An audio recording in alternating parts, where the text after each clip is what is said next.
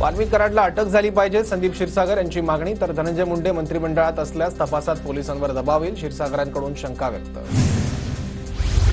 बीड प्रकरणी एसआयटी लावा, सर्वात पहिली मागणी मी केली होती. संतोष देशमुख हत्या प्रकरणी 11 दिवसानंतर पंकजा मुंडेंची प्रतिक्रिया. महाराष्ट्रातल्या सगळ्या शस्त्र परवान्यांची ताबडतोब चौकशी लावा, जिथे गरज नाही असे सगळे शस्त्र परवाने रद्द करा, अंजली दमानियांकडून मुख्यमंत्र्यांना आवाहन. 6 ते 11 तारखेदरम्यानचे सर्व सीडीआर तपासा, सीडीआर तपासल्यानंतर सर्व आरोपी समोर येणार, आमदार संदीप क्षीरसागरांचा दावा. प्रकरणाचा सर्व तपास होईपर्यंत धनंजय मुंडेंनी राजीनामा द्यावा, अशीही मागणी. आमचं कुटुंब फक्त न्याय मागतंय, शनिवारचा मोर्चा न्यायाची मागणी करण्यासाठी असणार, संतोष देशमुखांचे भाऊ धनंजय देशमुखांची प्रतिक्रिया.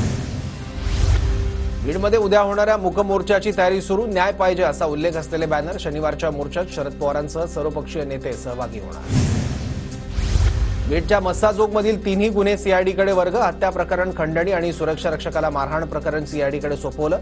बीडचे अप्पर अधीक्षक सचिन पाणकर यांची माहिती. सरपंच संतोष देशमुख यांच्या हत्या प्रकरणात पोलीस अधिकाऱ्यांबाबत गावकऱ्यांची नाराजी.